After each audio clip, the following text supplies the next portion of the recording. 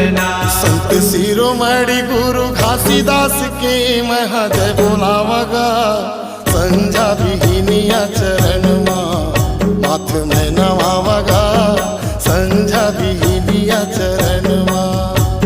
संत शिरोमणि गुरु घासीदास के महा जय बोलावगा, संझा बिहिनिया चरण माथ में नवावगा, संझा बिहिनिया चरण।